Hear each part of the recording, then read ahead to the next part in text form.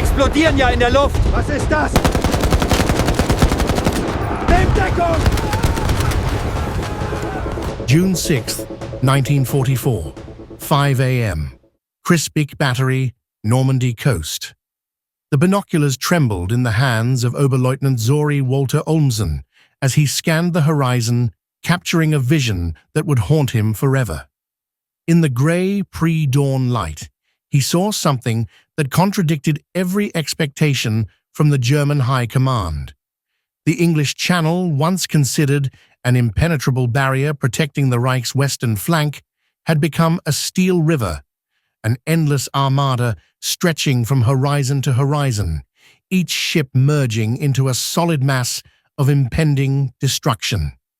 The invasion fleet consisted of 6,939 vessels, 1,213 warships, 4,126 landing craft, 736 auxiliary vessels, and 864 merchant ships, crewed by over 195,000 Allied sailors and Marines from 8 nations. From battleships to tiny landing craft, every imaginable type of ship was represented. At 5:52 a.m., Olmsen's battery received the order to fire. By 5:55 a.m., the first 210mm shells from the Czech-made Skoda cannons arced toward the approaching fleet. Drops of water thrown at a tsunami.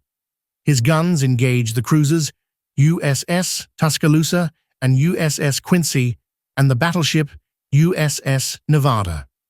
By 6:30 a.m., Olmsen's battery would claim the destroyer USS Corey, the only American destroyer lost on D-Day.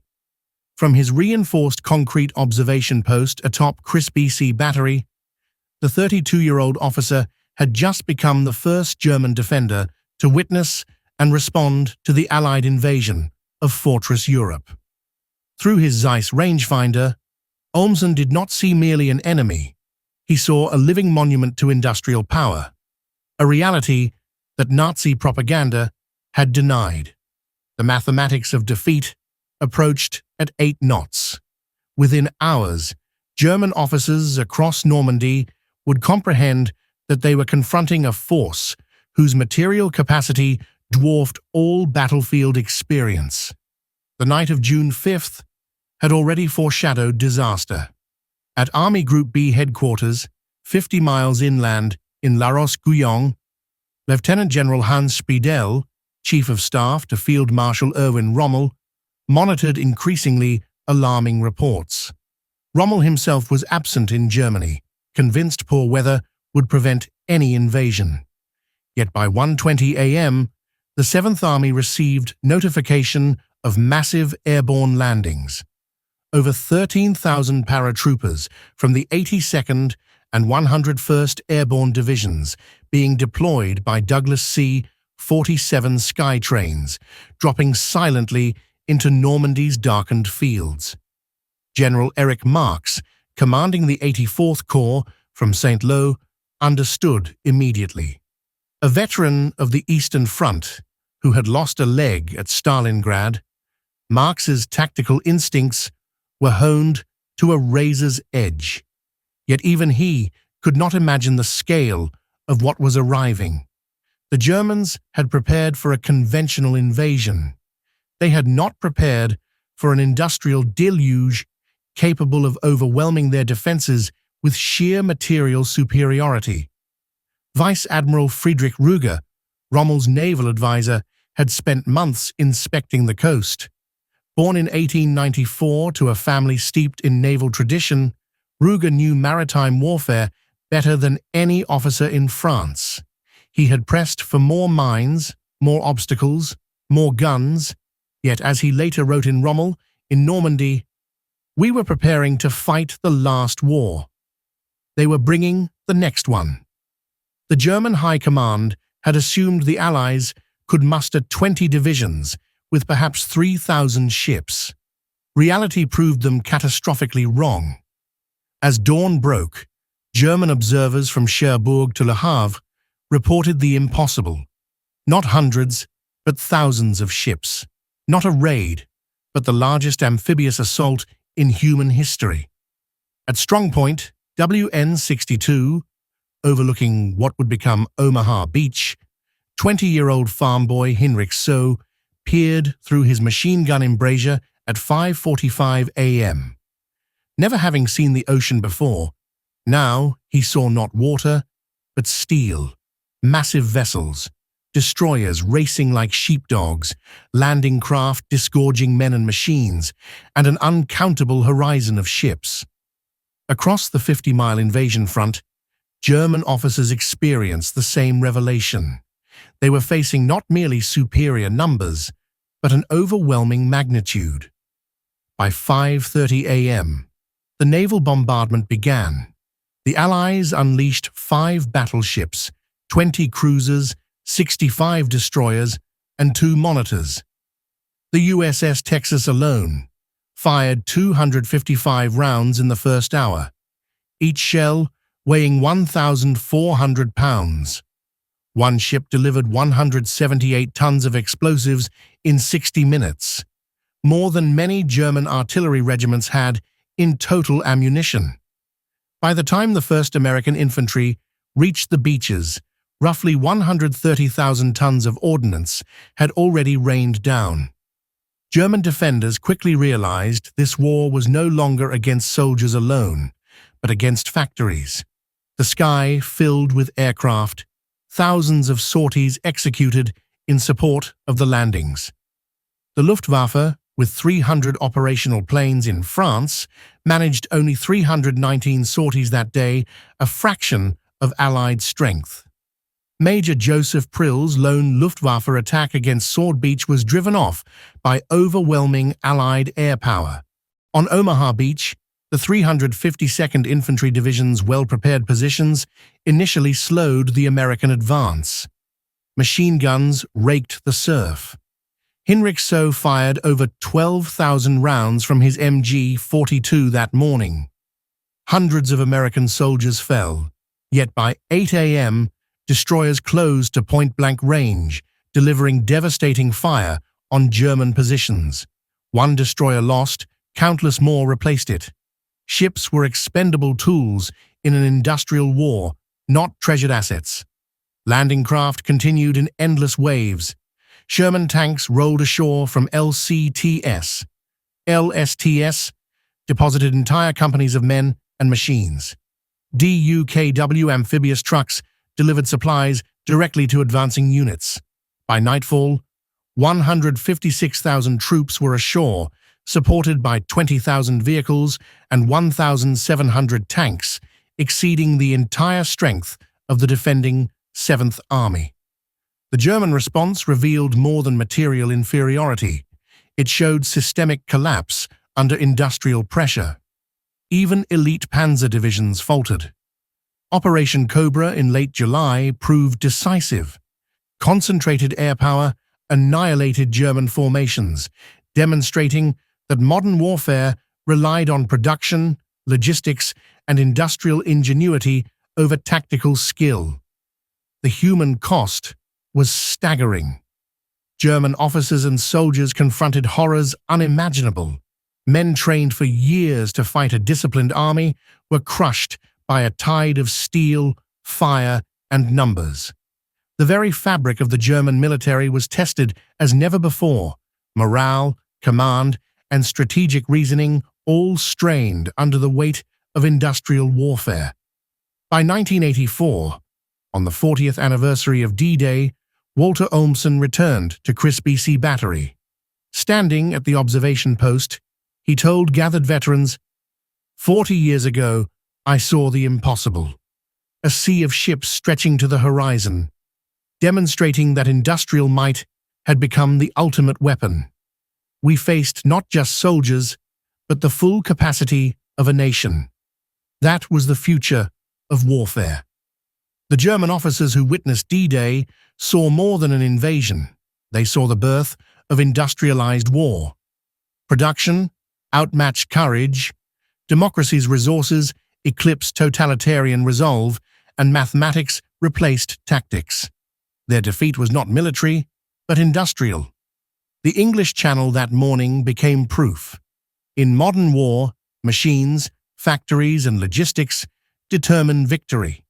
From Omaha to Utah, from airborne drops to naval bombardments, from the endless waves of landing craft to the relentless flow of tanks and supplies, the German military faced a sobering truth. They were not just losing a battle, they were witnessing the dawn of a new era of warfare. The Armada Olmsen watched was more than steel. It was the embodiment of a nation's industrial will, of democracy's power converted into military might, and the beginning of the end for Hitler's Reich.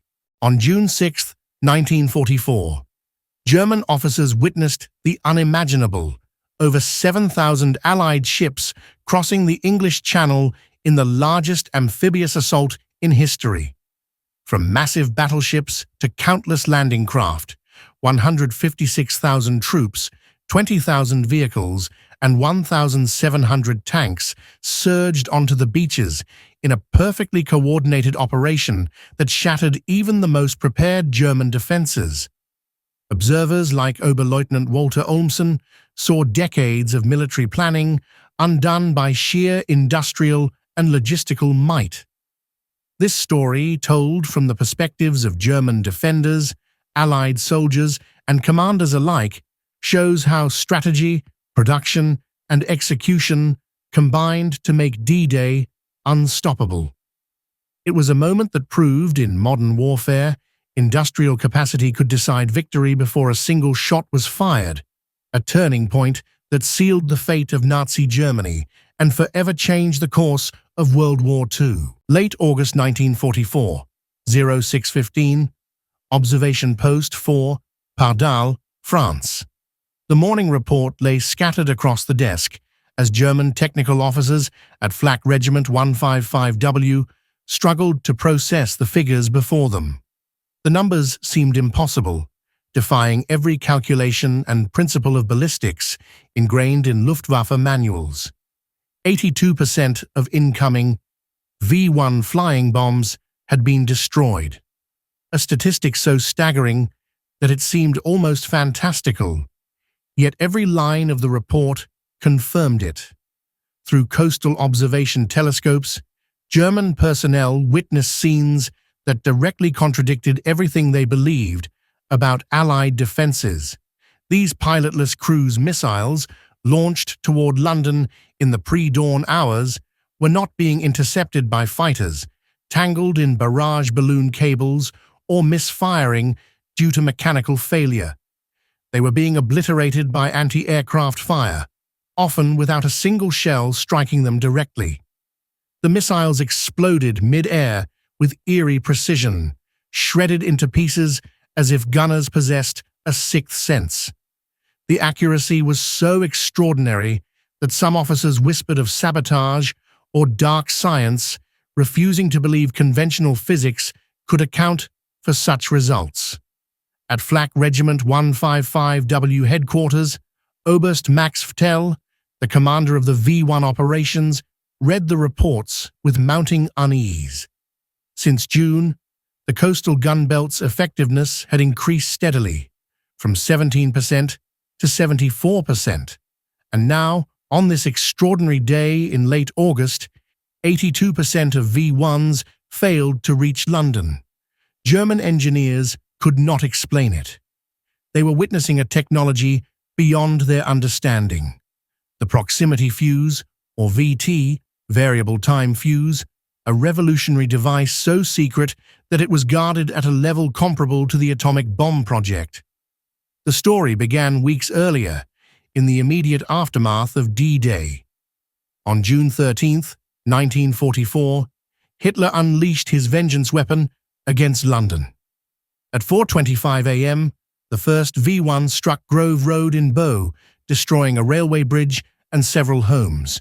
6 civilians were killed, 30 injured, and 200 made homeless. Germany's pilotless aircraft, powered by an Argus as 109-014 pulse jet and carrying 850 kilograms of amatol explosives at 640 kilometers per hour, represented years of technological innovation. High Command believed it would crush Britain, delivering a blow as devastating as the Blitz. Major Walter Dornberger, head of the Peenemünde program, had calculated that even with a conservative 25% success rate, V1S would unleash more destructive power than all the Luftwaffe raids of 1940 to 41 combined. At Peenemünde, engineers like Dr. Robert Lasser were confident. Anti-aircraft defenses, they reasoned, were theoretically ineffective. A V1's speed and erratic altitude, ranging between 600 and 2,700 meters, made interception by fighters nearly impossible. Guns had perhaps 30 seconds from detection to engagement, and even then, the odds of scoring a direct hit were minuscule, less than 1 in 10,000. Conventional shells required perfect timing, precise fuse setting, and expert calculation. All of these limitations were instantly nullified by the VT fuse. By late June, British defenses began displaying unusual effectiveness. Coastal gunners were destroying more V1s than anticipated, often using remarkably few rounds. Observers reported missiles being shredded midair without any shells actually striking them directly. The secret: proximity fuses. Developed in the United States and operational in the Pacific since January 1943, these fuses transformed near misses into guaranteed kills. German intelligence, unaware of the breakthrough, dismissed earlier reports as propaganda or error. By August 1944, VT fuses were being produced at an industrial scale, 40,000 units daily, integrated with radar-directed guns and redeployed artillery along the south coast. The SCR-584 radar tracked V1s automatically, calculating precise firing solutions. The fuses contained miniature radio transmitters and Theratron switches, detonating shells automatically when they approached their targets. On that peak day in late August, coastal defenses destroyed 82% of incoming V1s, a result that German engineers declared impossible. The Germans tried everything. They altered launch altitudes, varied flight paths, increased the size of salvos, and experimented with night launches. Nothing worked. The V1s fell in flames before they could reach London. Captured devices were examined repeatedly, yet the proximity fuse's secret remained undiscovered. US production and secrecy were unprecedented. Factories like Crosley and Sylvania churned out millions of fuses and vacuum tubes, engineered to withstand extreme acceleration, spin, and heat, yet remain dormant until triggered. Germany, reliant on hand-crafted weapons and slave labor, simply could not compete. Industrial capacity had become the decisive weapon of the war. By September, the V1 offensive was effectively neutralized. Of 9,521 missiles launched from ground sites, only 2,515 reached London, killing 6,184 civilians and injuring 17,981, a fraction of what German planners had anticipated. General Frederick Pyle, commanding Britain's anti-aircraft defenses, calculated that without VT fuses, civilian casualties would have been 4 to 5 times higher. Germany attempted to pivot to the V2 rocket, but these advanced missiles arrived too late to affect strategic outcomes. The V1 program had become a costly failure, draining manpower, materials, and morale. The Germans never understood why their weapons had failed. Even when proximity fuses were captured accidentally, scientists assumed they were conventional devices. Post-war interrogations revealed shock, disbelief, and humiliation. Germany had been outmatched not through courage, strategy, or battlefield heroism, but through the scale and speed of American technological innovation and industrial production. The proximity fuse established a new paradigm in modern warfare.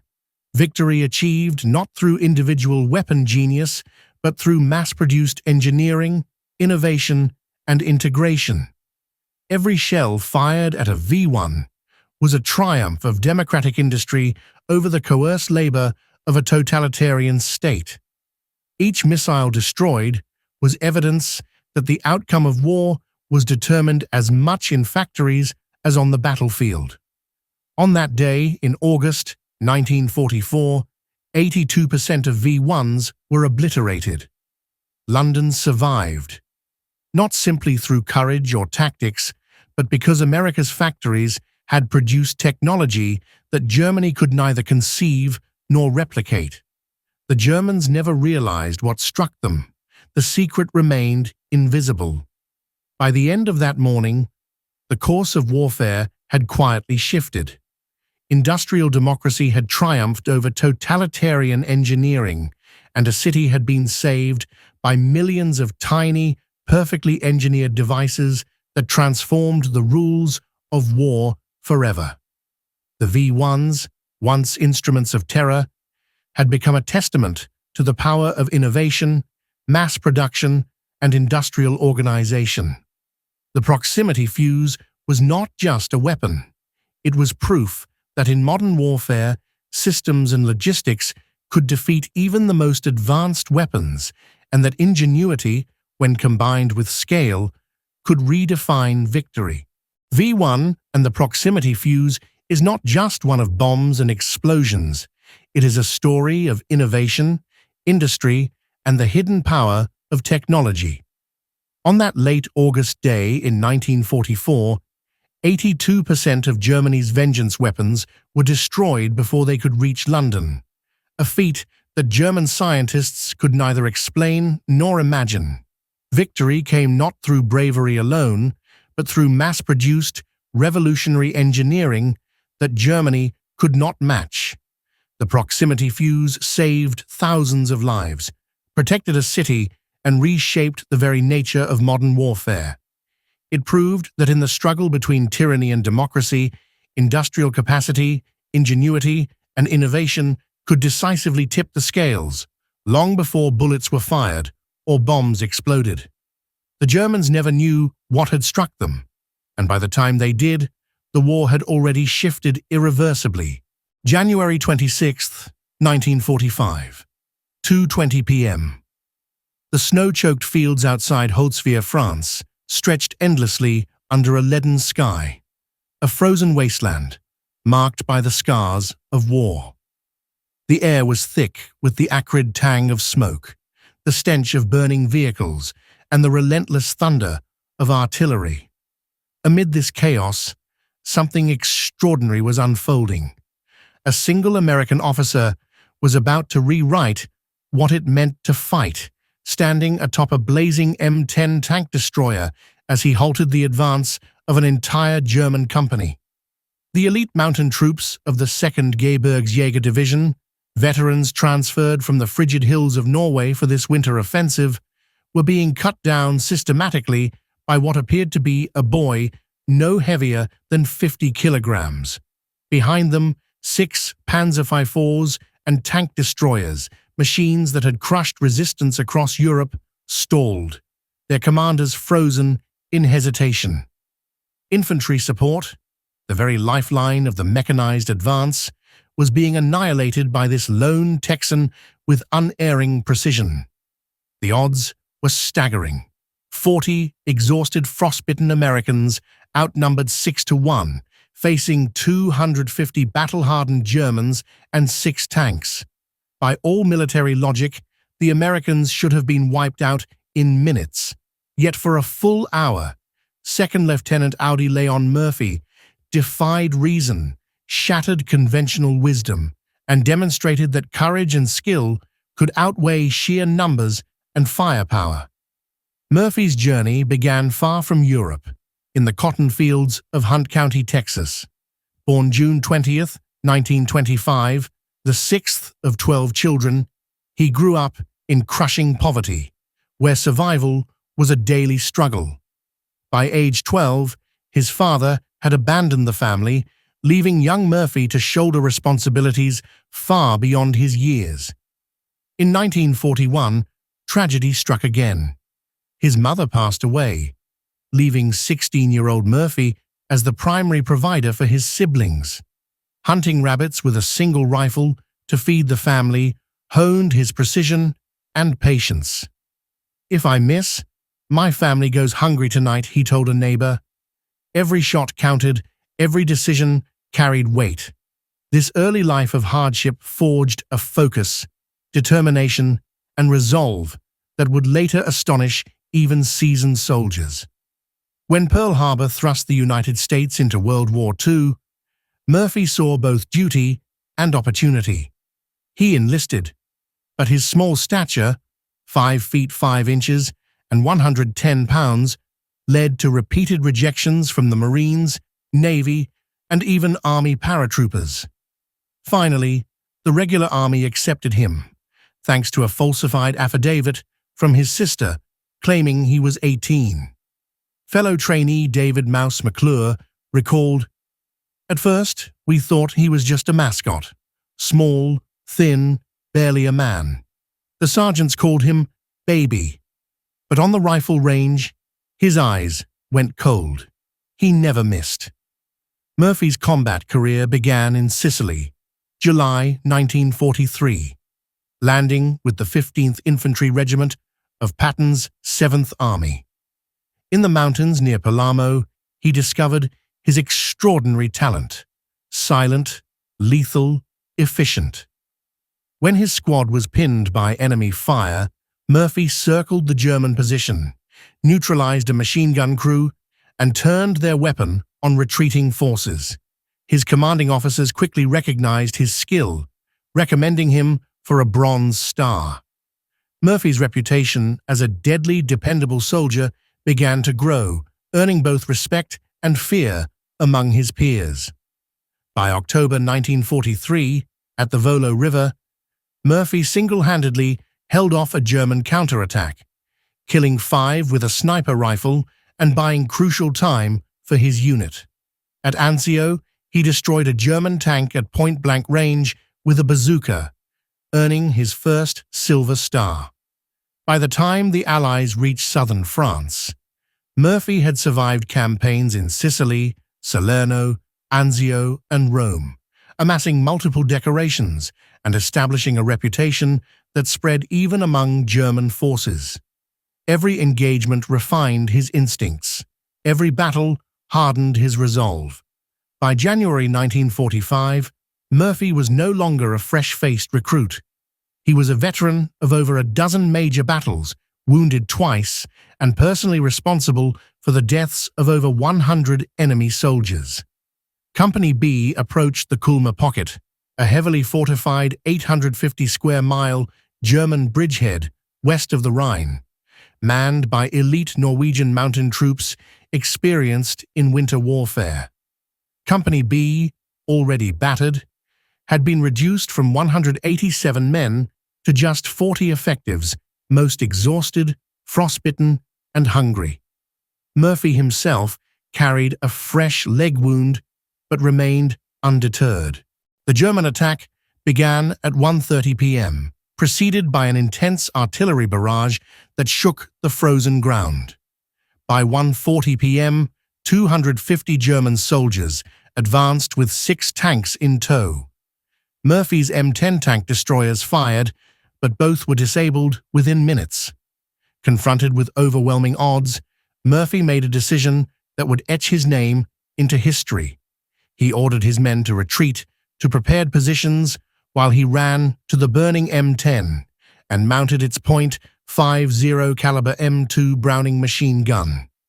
Alone, exposed atop a vehicle engulfed in flames, he unleashed devastating fire upon the advancing enemy. For the next hour, Murphy methodically cut down German infantry, his aim unerring despite the snow, smoke, and chaos around him. Ammunition ran low. His uniform was scorched. Shrapnel tore into his leg, yet he fired relentlessly, directing artillery dangerously close to his own position to maximize enemy casualties. Witnesses described him as cold, precise, and unrelenting, a storm of steel and courage in the midst of chaos. When ammunition was exhausted, he called in artillery directly on his position, inflicting further devastation on the enemy ranks. By 3:20 p.m., the surviving German troops withdrew. Murphy's heroism was not simply about killing, it was about breaking the enemy's will. That night, the Germans, demoralized and stunned, abandoned the field entirely. Company B survived. The 3rd Infantry Division held its critical terrain, and the Kulmer pocket soon fell. Murphy's stand effectively removed tens of thousands of German soldiers from the war's final stages, proving that courage, skill, and determination could triumph over impossible odds. After the war, Murphy faced the hidden battles of the mind.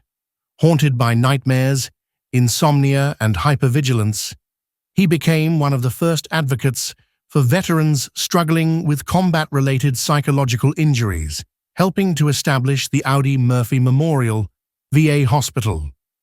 Murphy received nearly every combat award available: the Medal of Honor, Distinguished Service Cross, multiple Silver Stars, Bronze Stars, Purple Hearts, and several foreign decorations. Yet his most enduring legacy lies not in medals or recognition, but in the example he set, that one determined individual, motivated by loyalty, survival, and courage, could stand against overwhelming odds and emerge victorious. On January 26, 1945, a 110-pound Texan proved that skill, bravery, and the human spirit could stop an army. His stand at Holzwihr remains a timeless testament to the extraordinary potential within the ordinary, an enduring story of valor that continues to inspire generations. On January 26, 1945, 2nd Lieutenant Audie Murphy, a 110-pound Texan, stood alone atop a burning tank destroyer and held off an entire German company.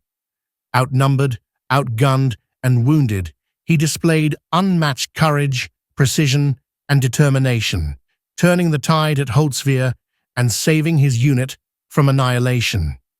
Murphy's heroism became legendary, earning him the Medal of Honor and countless other decorations, while proving that one individual, fueled by skill and courage, can achieve the extraordinary against impossible odds. His legacy endures as a timeless testament to bravery, resilience, and the power of the human spirit.